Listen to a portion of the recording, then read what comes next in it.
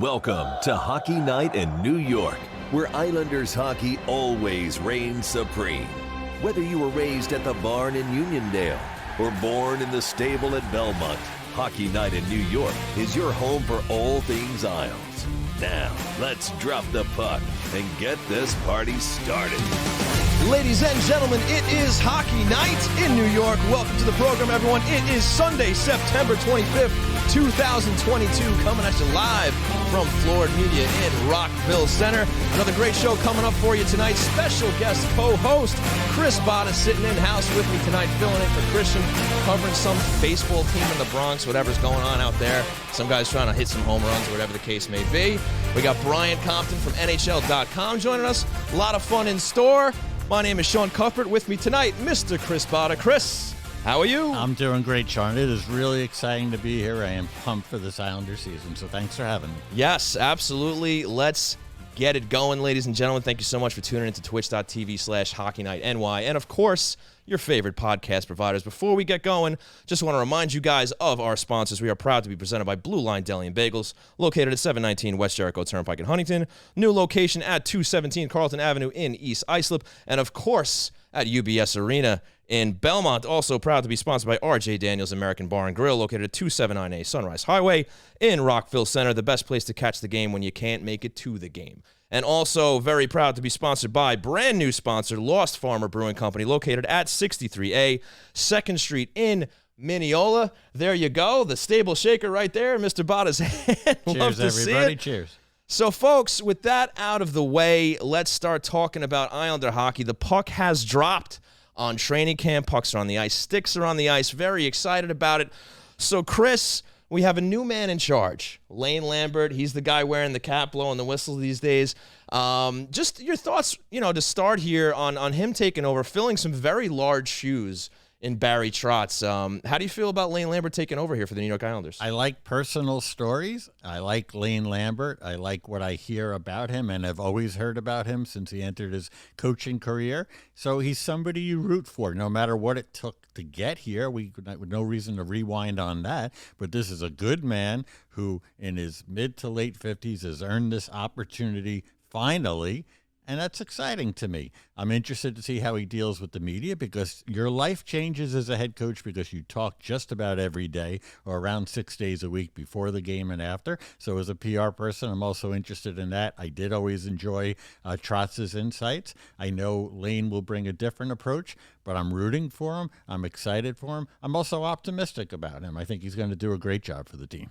Yeah, he's certainly put his time in, no question about it. I mean, he's been with Barry Trotz for so long, and now it's so interesting now to actually see him at the helm leading the charge here and taking the interviews and handling the media now. I mean, I'm still personally getting over Barry Trotz not being the head coach, but I do feel good about Lane. I think he's going to do a good job.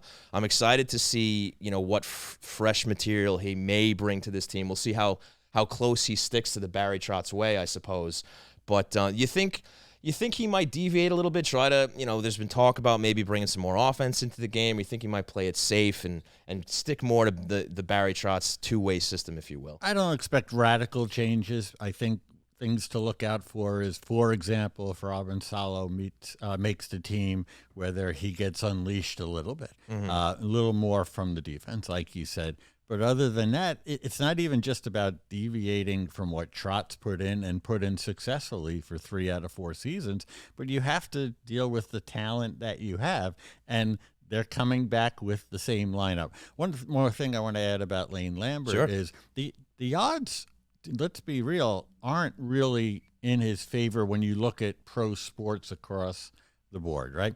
I was part of Islander teams, and I worked on Islander teams where Lauren Henning came in and that assistant didn't work out. Barry Trotz's assistant, Reardon, after winning a Stanley Cup, it was a disaster. It didn't work out. Whether that's, Todd's a good coach. He continues to get good associate head coaching jobs, but this is more the norm when the popular assistant replaces the successful head coach. it has often not worked out, partially because it's a tough act to follow. So that's another storyline and a reason why I'm rooting for this guy, Lane Lambert, to change that narrative around. The good thing about it, and we'll talk about it more as this hour goes on, is that I think we're going to have a really good idea of how successful he is and this team is early on. These first couple, I'm not that excited about the preseason. I'm not going to lie. That's probably not good for a podcast on September 25th. But I am really, really excited for October 13th and the weeks to come after that, because that's going to tell a lot of the story. This is a hugely important start to the season for this team. No, you're absolutely right. Probably one of the more important Octobers in a long time for this team, especially just, like we're saying here, Lane Lambert taking over. You have a normalized schedule now where they're actually starting at home.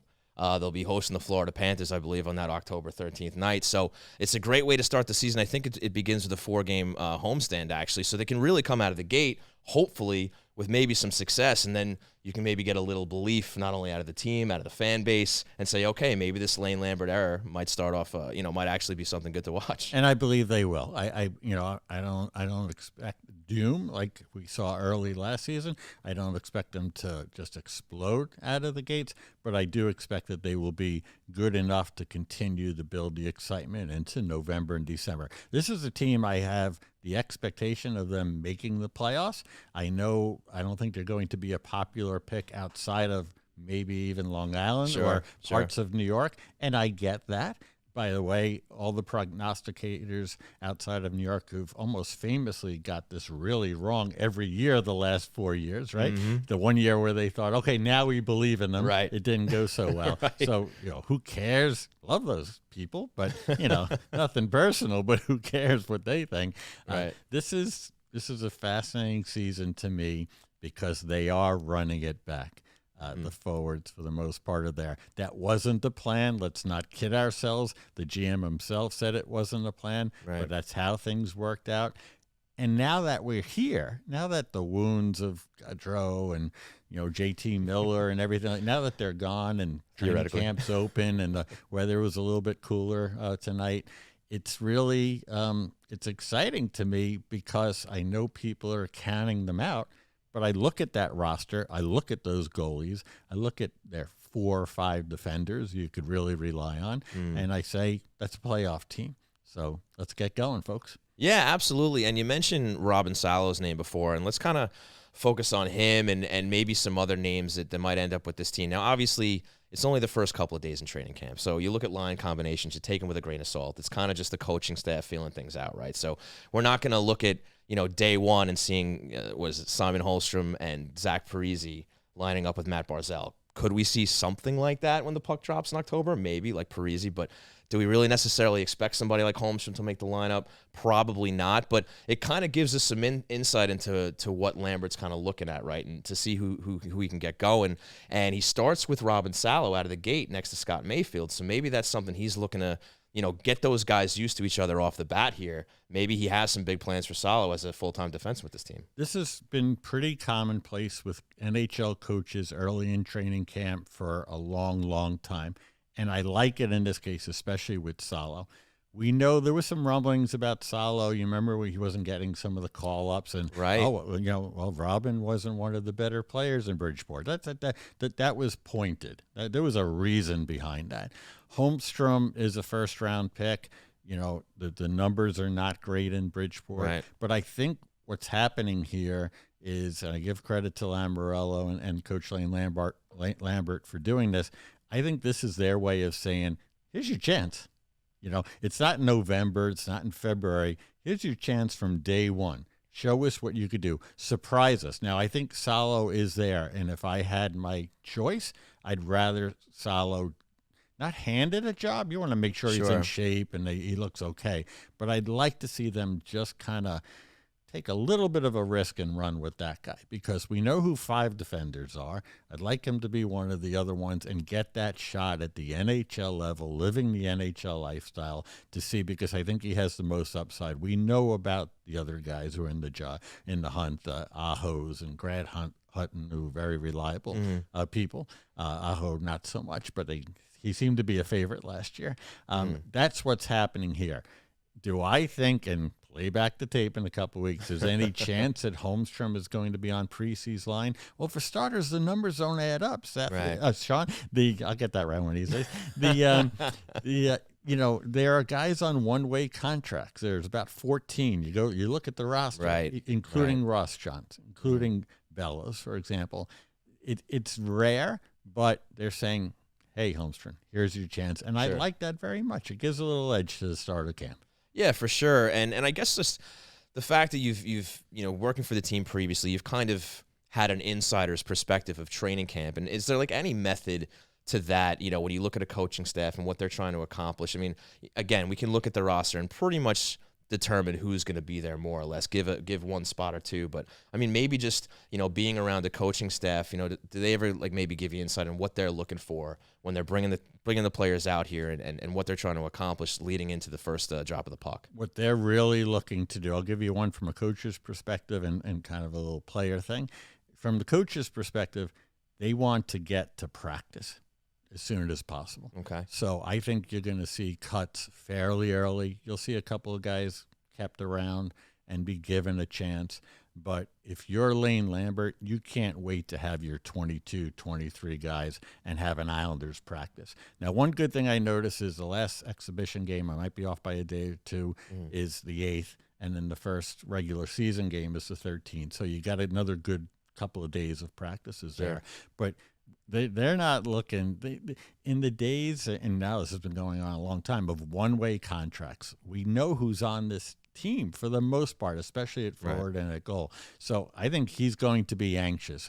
Holmstrom surprised me. Great. That would be a great surprise to happen. Yeah. For Ratu, anybody like that, if somebody wants to emerge, that's great. But let's get down to my numbers. From a player's perspective, one thing that I've always been amazed with through the years that I was at camps and continuing to follow it is how guys just kind of go through the motions because they think they have a role to play. I'm talking about the players who are on the bubble or players on their first camp. My suggestion to them would be make an impression. Sure. If you're getting in that lineup in MSG, make them remember your name. Like, I don't even care if you flub once or twice, or if you go out of your way to run somebody through the glass and you miss it. And so, you want to see somebody trying to grab it. Steve Webb came at the camp, and I never saw anything like it. We didn't know who he was. He was one of 59 guys there, and at his first camp, he's a bright guy. And he said, you know what, when we leave, we were at Twin Rinks out in Hop Hog, or the Rinks, Jerry Hart's place. And his attitude was like, I might not be that good. I might not have any chance of making this team, but they're going to, can I curse? They're going to know I was here today. And I would say that to Simon Holmstrom tomorrow. Don't do the thing. Don't go through the motions. Don't go out there and give everything you got in this one game if you get that chance, and then the one after that. And for DeFore, and for somebody who doesn't come to mind, who might be a bit of a long shot, give the coaches and Lou, they might laugh, they might even say, oh man, he's not ready, but geez, he gave blood. Right. I want to see that, and I know coaches do as well. Right on. Well, folks, I want to thank you all for tuning in to twitch.tv/HockeyNightNY, and, of course, your favorite podcast providers. We're going to take a quick break. When we come back, Brian Compton of NHL.com will be joining us.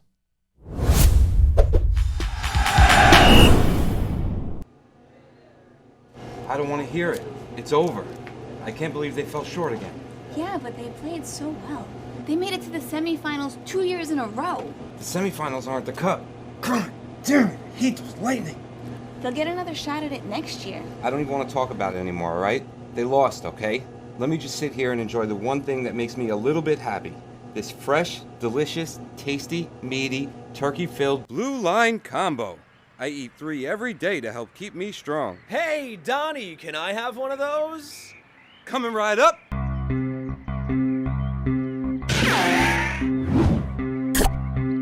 Talk about a blast from the Blue Line. Blue Line Deli and Bagels. Our goal is to make you a hero.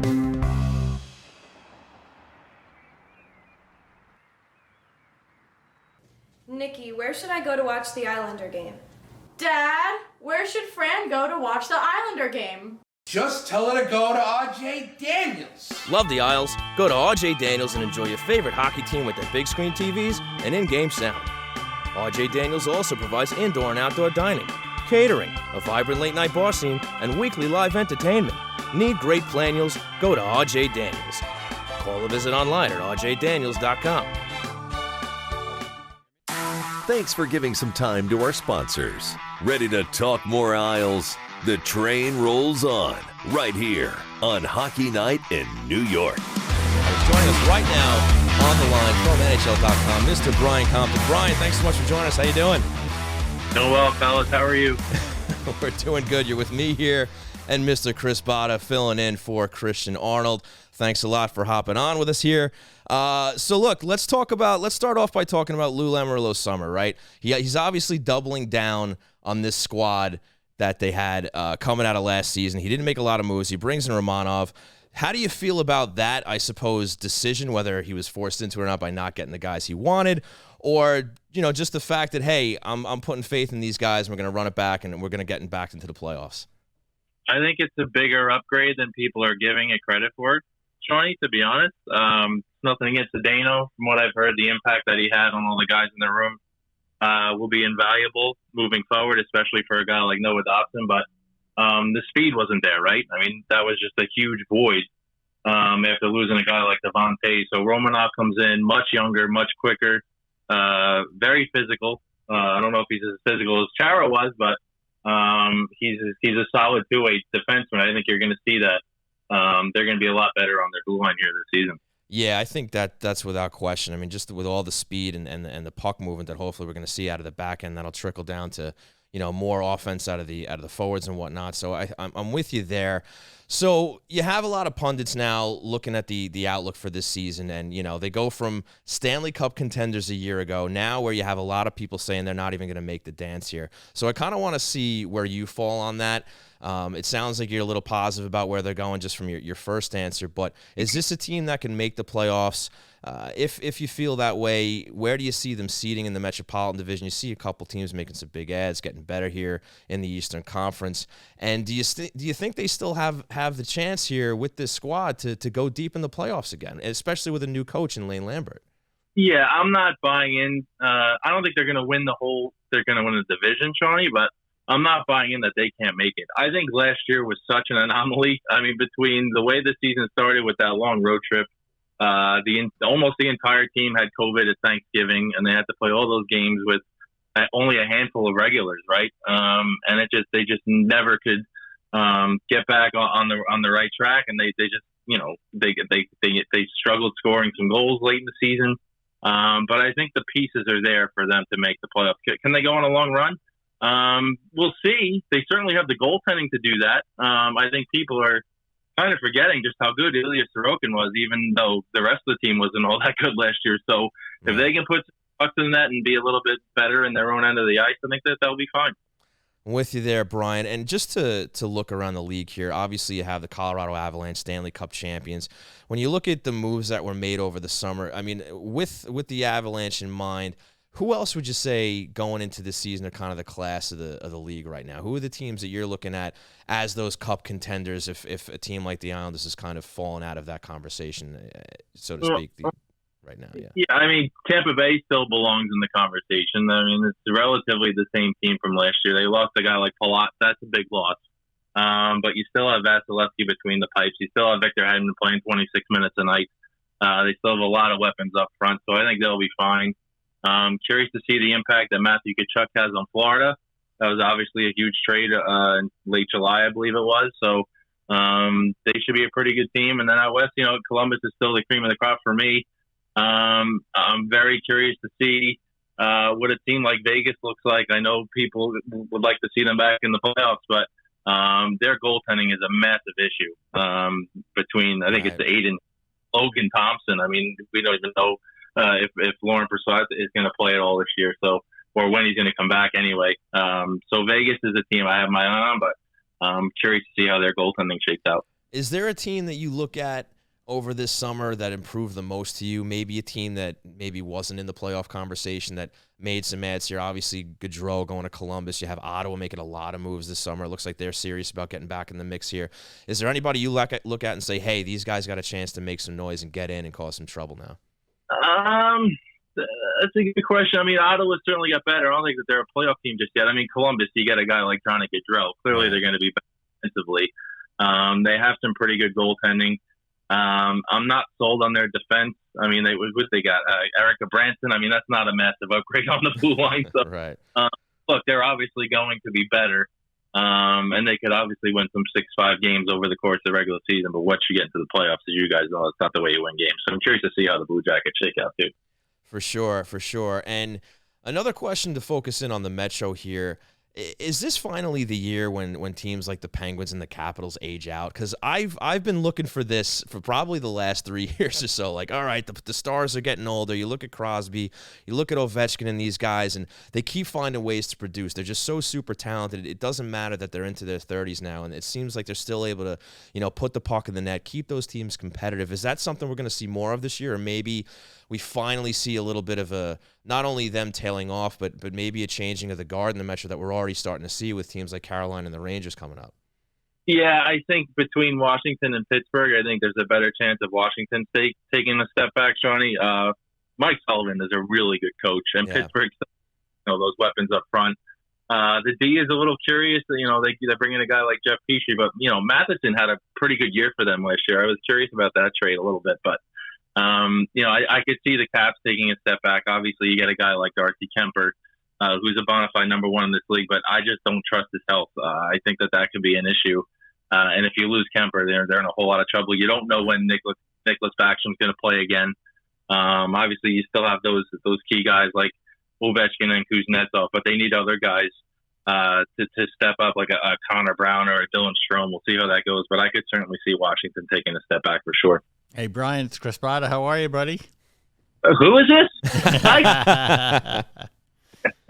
What's up, man? Nothing. Good to talk to you. I hope the summer has been great with you and your family. I have two questions for you. One is, I was hoping that you could, as somebody who's been around Lane Lambert, I was wondering if you could also explain to us and to the fans your perspective on how big that leap is from going from the assistant coach, even if you're the top assistant, to the main guy with the same team, and how Lane's life now has changed, especially with media responsibilities, but also overall responsibilities, communicating with the players, communicating with the staff, and how you think, knowing how important those roles are, how he'll do.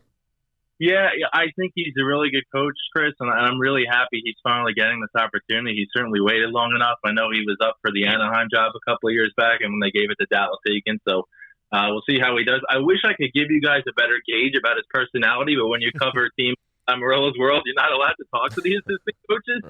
Right. So it's hard for me to say. I know he coached a few games when Barry lost his mom back in January. He seems like a really nice, polite guy. He seems like a fiery guy from the videos that we saw when he was coaching with Barry in Washington. The players seem to really like him. Just seeing some of these interview videos that I've watched over the past few days, as you guys know, I'm not covering the team anymore. So, right. But it sounds like he's really raring to go here. Like I said, he's waited long enough. The players seem to like him, so it should be a pretty good fit. Excellent. I wanted to ask you, kind of more of a kind, fun, personal question. I imagine at this point a lot of people who follow you and have read you all these years do know about your personal connection to your team through your dad, who I also knew is a journalist, a well-respected journalist in the New York papers, covering the Islanders, covering the NHL, and being an editor for all sports.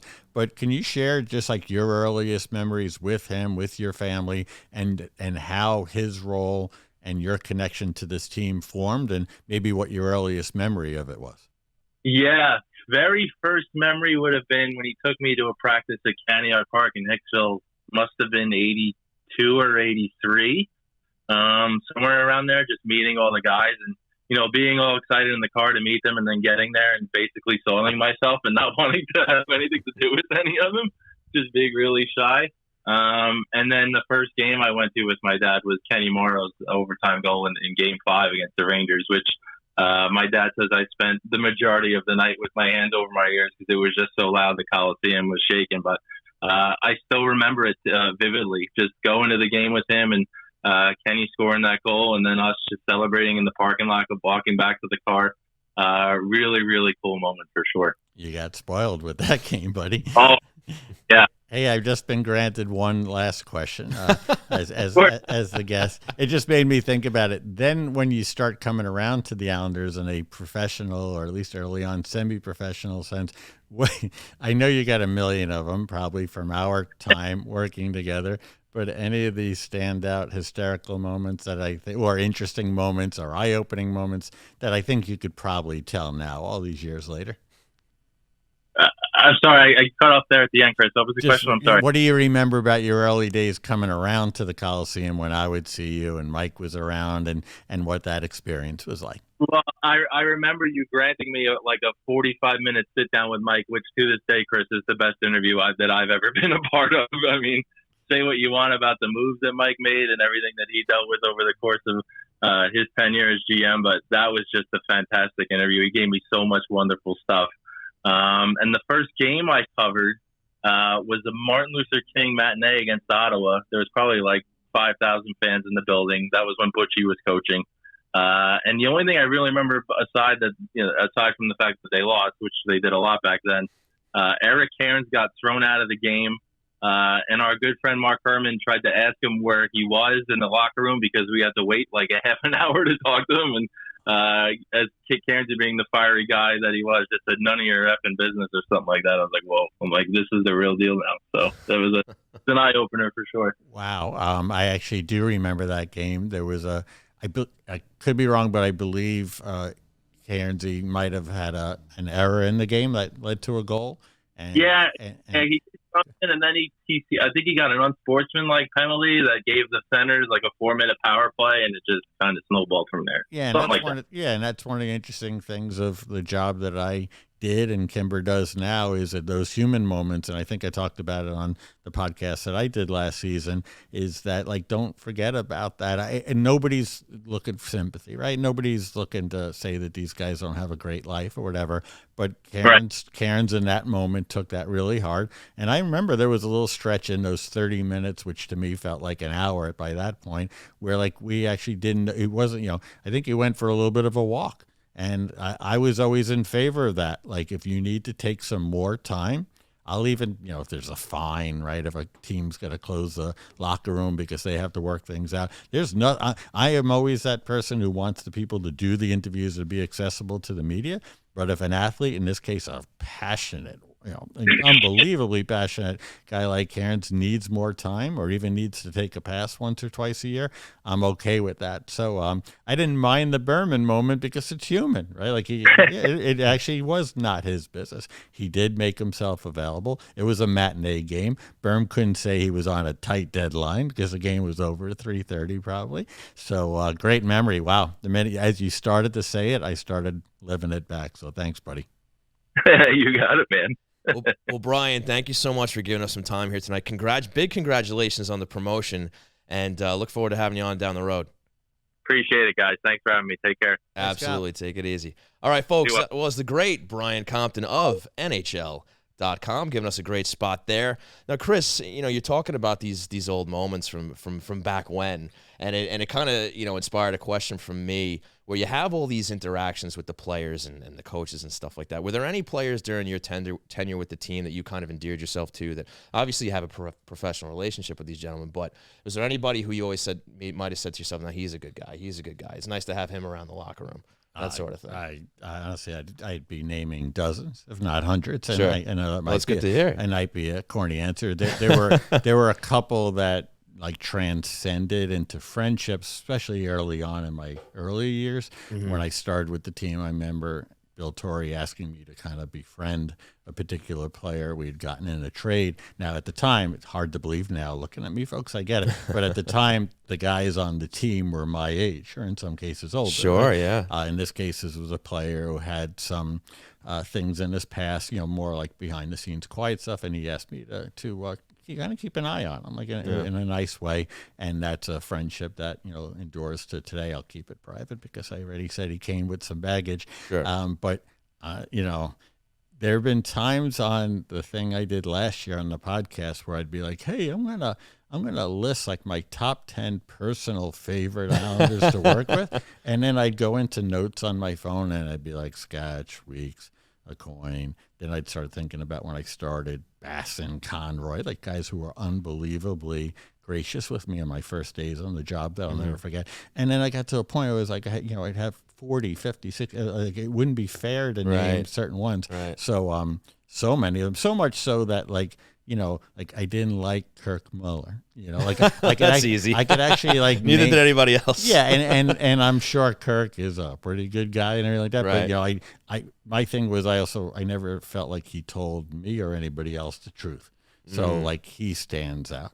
Okay. But other than my point is I could name one or two that it just never worked and I never liked and he didn't like.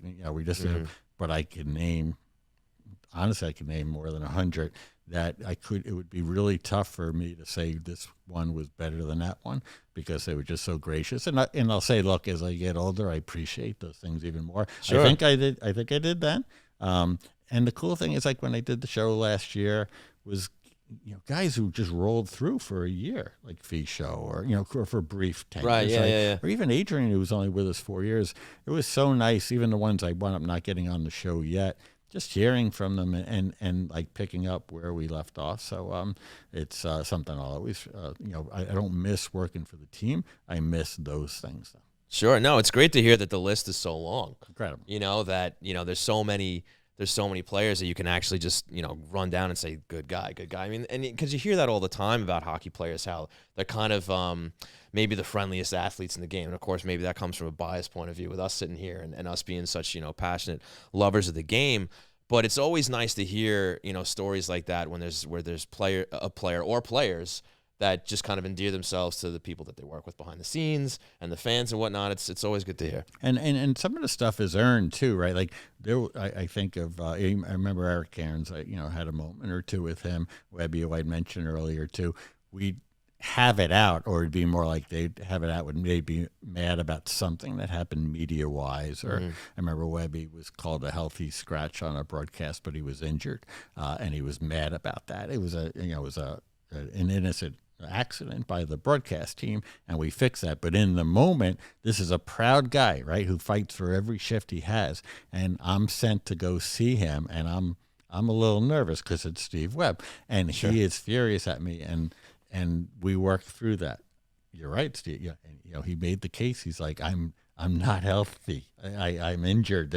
I would do everything I can to be in the lineup. You need to understand that. And like things like that, I will never forget. And those kind of moments make it even more rewarding to me that it wasn't like everything was just great all the time. You had your little arguments, you worked things out. They had their disappointments. I occasionally might have one or two with a guy who wasn't making himself available, but we worked through them, and I'll never forget it.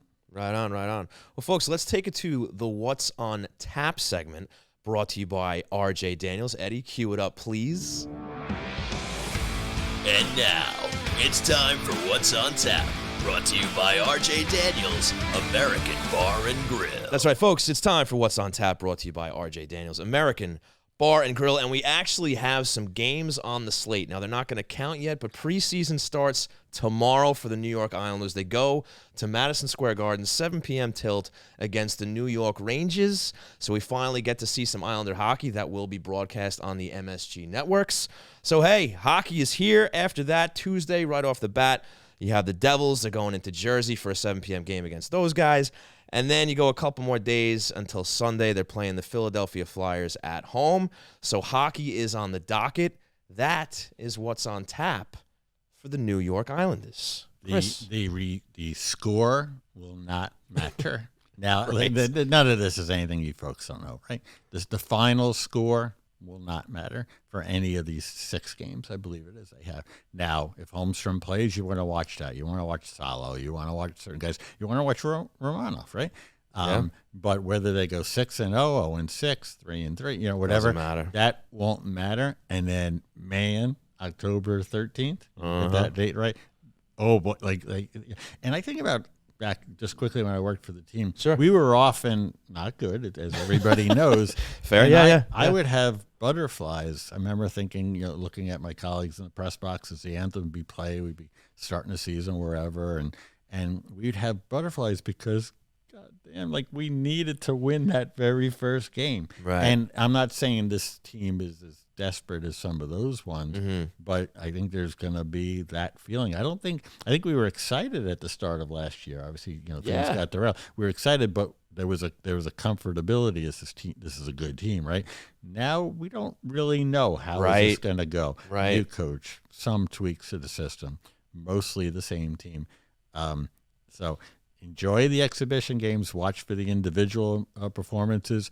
Look out to see what Lane, who seems like he's very close to the vest, but if he says after, these are the things to look for. If he says after the game, I was really impressed by this kid or that kid, that will mean a lot. Right. A lot of the other stuff won't mean that much.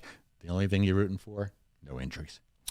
Yes, that few injuries or minor injuries. Yeah, I mean it's always a downer, right? When you get through a couple of games of preseason, somebody tweaks a knee or tweaks something, and they're out for a couple of weeks or whatever the case may be. So hopefully that doesn't happen for the Islanders this year. The NFL preseason, right? Everybody knows is an absolute joke. Even the commissioner of the NFL, I know you don't follow this one, but even the commissioner of the NFL has talked about, Roger Goodell has talked about going down to just 2 games. Stars in the league, or not even stars in the league, don't play it down in any of the 4 or 5 games, and then they play the first game.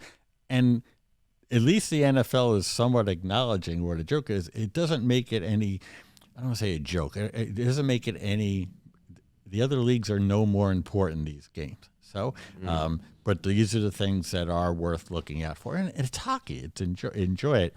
But save your voice, save your heart, save everything, your stomach, for when the thing really kicks in. Yeah, this year it's going to be huge. There's plenty of time to stress out. You might as well wait until October 13th to start that.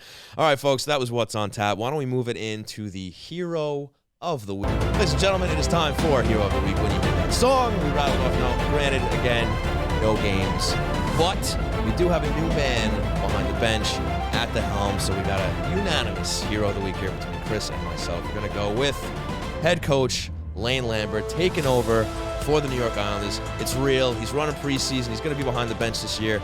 Obviously, when we get into some games now this week, we'll have some on-ice heroes for you. But right now, it's Lane Lambert. And, of course, it is brought to you by the Blue Line Deli and Bagels half-price hero, which this week is the Seany.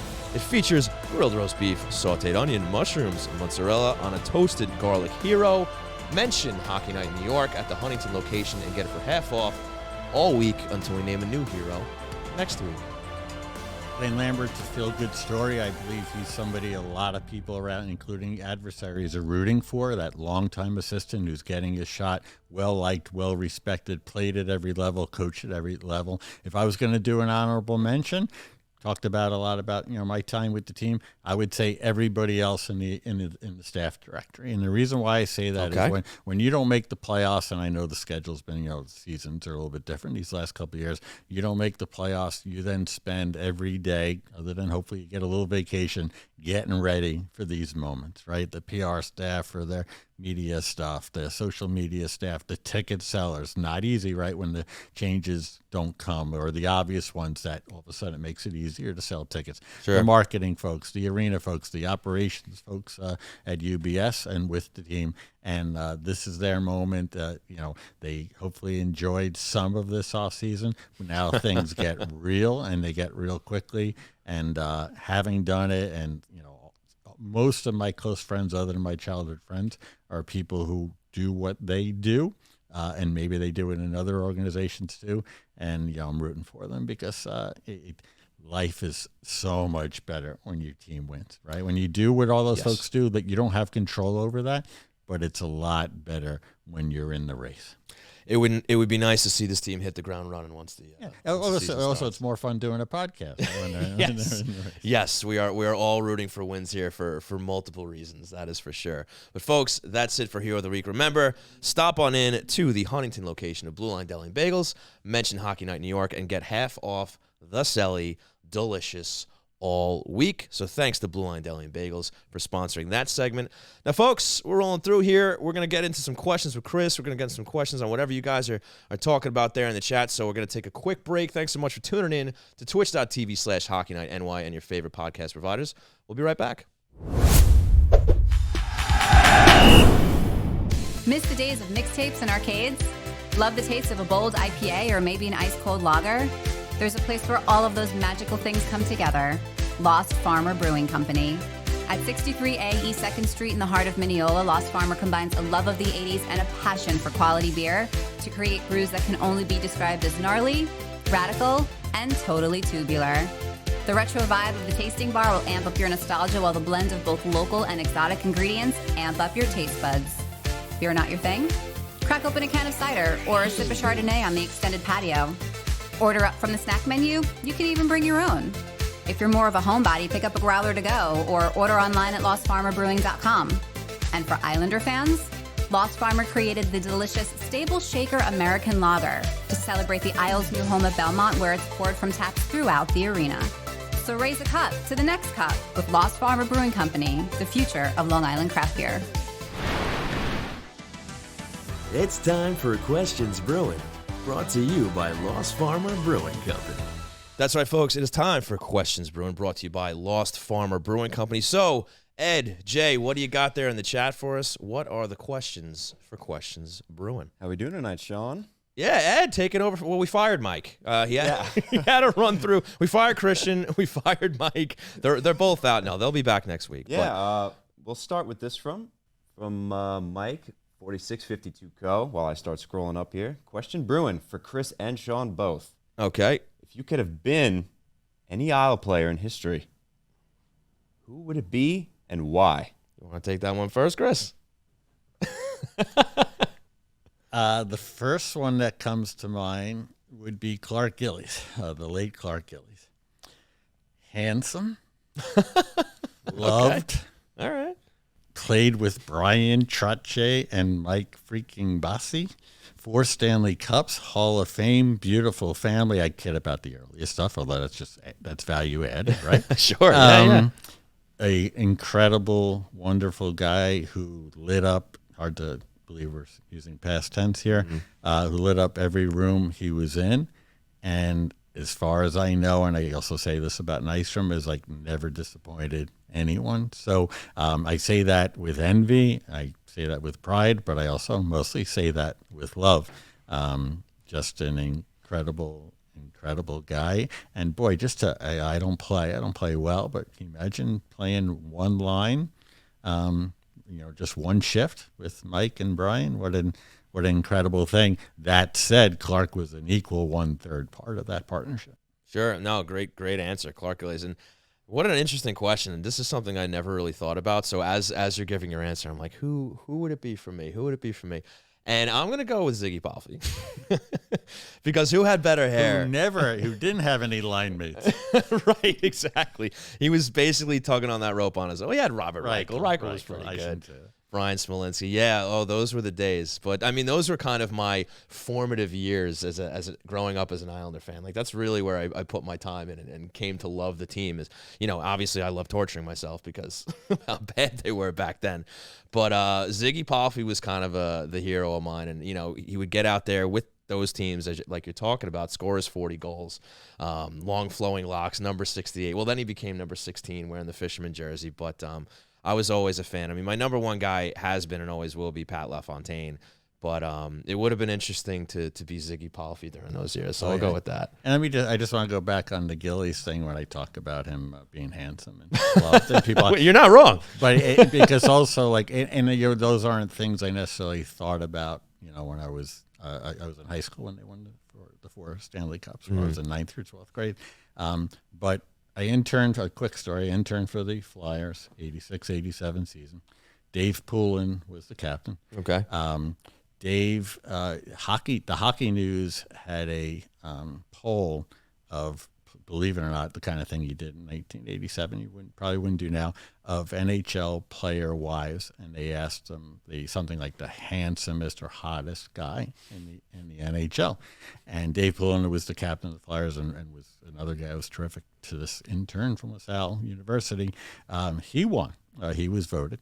Okay. And at the next game, Jay Greenberg, also recently passed away, Al Morganti, the writers, approached Dave's wife and asked her about what she thought. And she said, "Oh, I was kind of surprised, but it was great."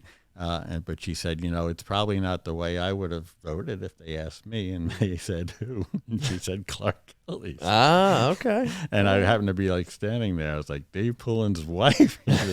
So anyway, that's what makes me think of Clark. He had it all. That's pretty funny. All right, Ed, what do you got for us? All right, the next one is from Mel Armania, 22. Okay. Ever active in our chat. Are you not worried about not having any net to this thing? Maybe there's some really awkward question coming our way or something. Well, we tend to filter through. We tend to filter through. They're clean. I mean, I'm kind of up for Ask Me Anything. Maybe hold up the computer and show it. This is a real clean one. Nice and simple. Do we know which groups are playing against the Rangers tomorrow? I can say I don't. I think I speak for you as well. Kevin Kurz would know. He's listed. No, that's a good point, right? He's listed the lines, but it doesn't mean you can't have a bunch of other AHL types. So the Islanders keep things really close to the vest, and I think they will. I would, if I had to guess, I would say somebody like Andrew, the team itself will give you an idea. They'll have that roster at around 10 or 11 o'clock tomorrow morning, Monday morning. Okay, fair enough. Sorry, we don't know. We don't know. We don't know. All right. Next one from T Boyle 13. What do you got, Tom? Is Varley injured? Well, apparently it was a personal day. Apparently he took a personal day. I take that at face value. Maybe he had something going on at home, something going on with the family. He needed a day off, whatever the case may be. I don't see any reason why they would hold back on whether or not he's injured. If he was injured, they'd say so. So he's probably going to be back. Whether he's in the game tomorrow or not, we'll see. But I'm sure if all it was a personal day, that's probably all it was. I don't doubt the team for a second. Having been there, if you're gonna fib once in a while, you're gonna do it in the playoffs. You're not gonna tempt fate and drop things like, thanks, Sean. I'm in the middle of an answer here. We're just gonna pop another beer here. How dare you, Sean? Oh, I'm sorry. It's the Questions Brewing segment. I was opening up my beer. Excuse me. Brought to you by Lost Farmer Brewing Company, by the way. There's no way I believe it. Now, you always hope it's minor. Personal could be literally anything, right? Talking about Varlamov. There's no way that if he's got a little groin tweak or something like that they're going to hide it and call it a personal day. They would just say he's got a minor injury. So no issue there. It is as skeptical as I could be, as critical as I could be. Folks, it's September 25th. It's too early to start going into the Islanders being totally forthcoming. No conspiracy theories just yet. Here. All right, ask me again in a couple of months. Fair enough. All right, Ed, what else you got there? We'll do another one from Tom. He's got a few, actually. But, all right, let's go. We'll pick and choose. We'll try to find someone else. Who has the best chance to make it, to make the team out of camp from Bridgeport? From Bridgeport? I mean, I guess we're technically counting Robin Salo as a player from Bridgeport, right? So I would have to go with him. I mean, I think that sixth spot is his to lose next to Scott Mayfield. He has a little bit of competition, but we talked about it last week when Christian was here, and it seems like Aho is kind of already penciled into that seventh defenseman spot. Maybe he impresses. Maybe Lambert gives him more of a chance here with him at the helm. But I think off the top of my head, Robin Salo is the first guy that's going to make the team from Bridgeport. And I would say like him or Grant Hutton.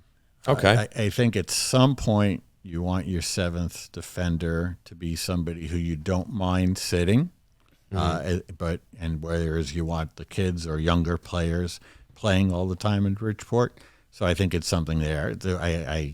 I'd be excited if they're not going to hand Holmstrom a job unless he's going to have to overachieve in these next 2.5 weeks to earn that. So I wouldn't put money on that, but if he does, what a great story. But just then, if he does, now you're moving some bodies around, and as we've seen all off season, it's not if he makes it, we could do this, that, and the other thing. Well, those things don't always happen. So I'm with you. It would be in that Salo Hutton category. Yeah, I'm just not sure that there's anybody from the Bridgeport roster that's really made them put themselves on the radar enough. Now maybe you have some guys like Ratu and Dufour who you hope to see later on, but even they got to kind of cut their teeth down there. And Ratu got a taste last year, but I think, some more seasoning is in order for guys like that, where I think the list is a very small one. It would be different if, Clutterbuck wasn't re-signed and there was a spot, but there just aren't that many spots. Right. One other thing I just want to point out, really unrelated to his question, is another theme for the start of the season.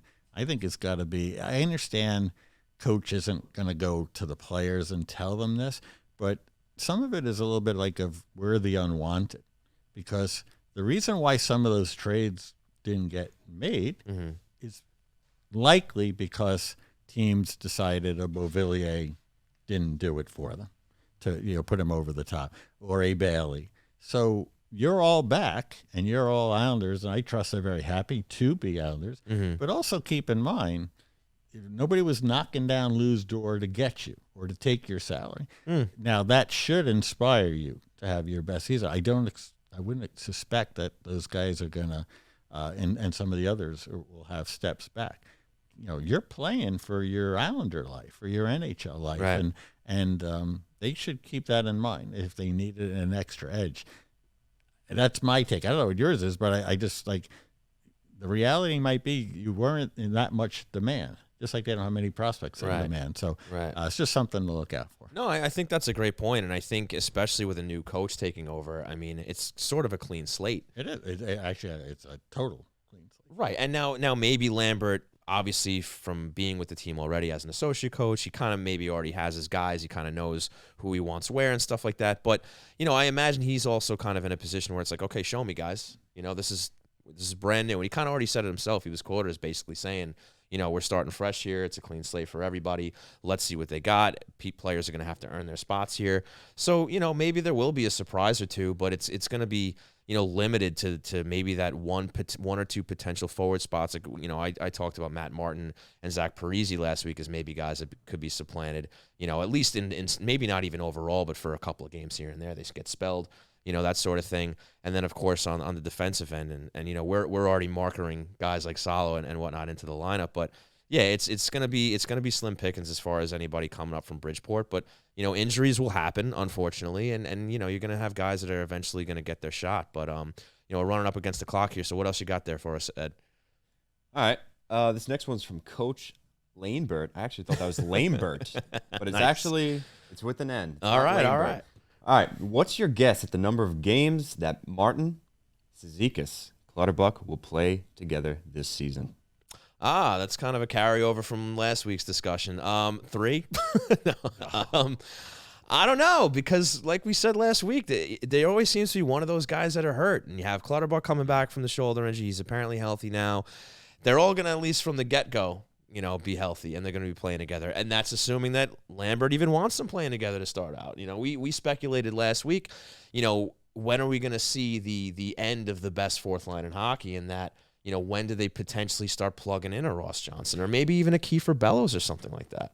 It's funny, when he first asked the question, I wasn't thinking of it as an injury question, like, will these guys survive? Oh, like splitting the lineup. I was literally just like thinking, are they going to be the fourth line? Sure. Injuries aside. Right. And I think they will. And again, wherever that signpost moment in the calendar is, mid-December or so, where we've given this the shot that we have, now we can move forward with this group, or they're not good enough. But that's how I took it. And, I think they are, when we talk about this theme of, running it back, keeping the band back together, I think that does include those 3 guys.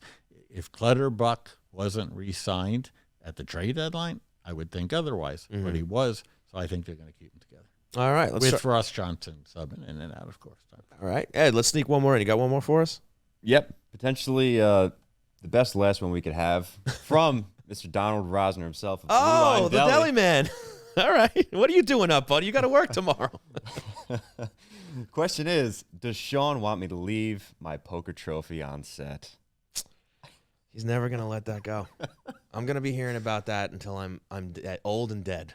Donnie, congratulations. I'm glad that you took it upon yourself to join the chat and remind us all that you won the Matt Martin Foundation poker tournament. You stayed up late just to let us know. That means a lot to us here. And look, pal, I mean, I don't know. How many times can I say congratulations, man? You did it. I guess, maybe he should be hero of the week. Is that what he's looking for? Well, he was last week. He was for winning the tournament. Yeah, no, he got his day in the sun. I didn't know he brought the trophy in and everything. Know he won, though. That's cool. Oh, yeah, he was gloating about it the whole time. That's impressive.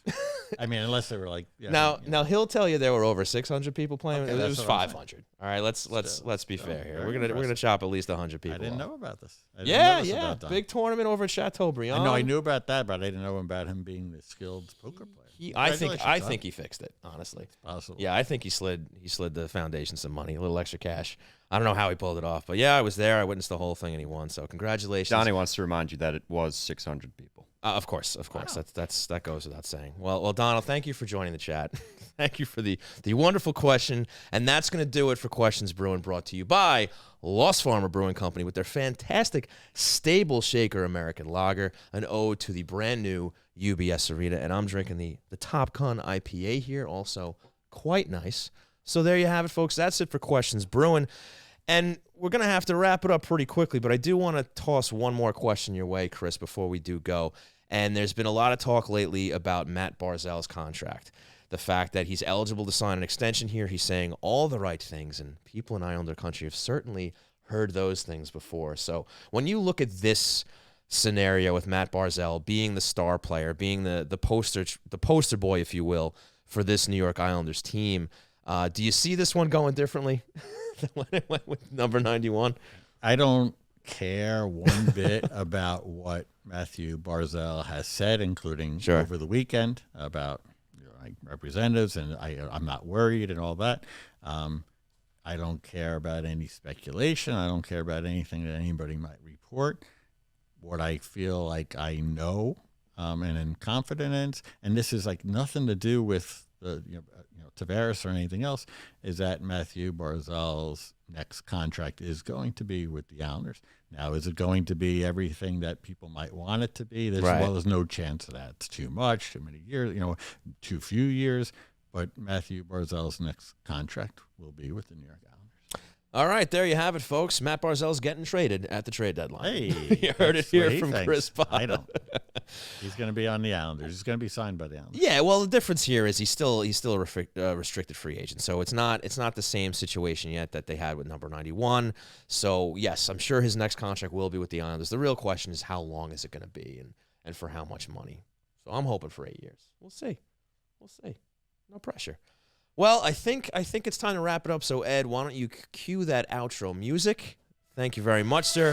So, folks, I want to thank you so much for tuning in to Hockey Night in New York at twitch.tv/HockeyNightNY. And, of course, your favorite podcast providers. A huge thanks to Mr. Chris Botta here for filling in for Christian Arnold. I don't miss him at all. So, Chris, whenever you want to come back, you're welcome to come back. It's an easy ride, and I enjoy it. And a free beer.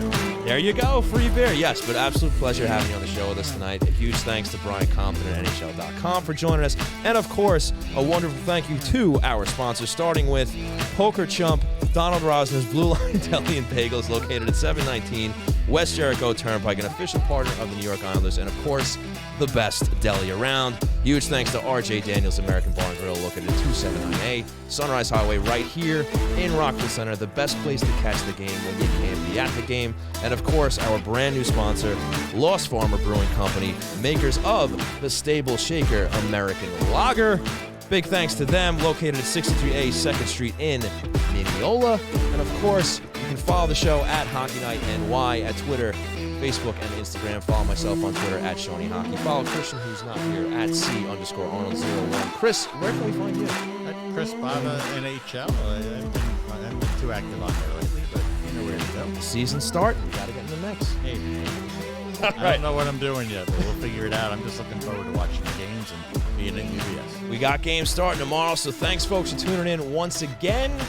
My name is Sean Cuthbert for Chris Botta. We've been Hockey Night in New York. We will see you next week.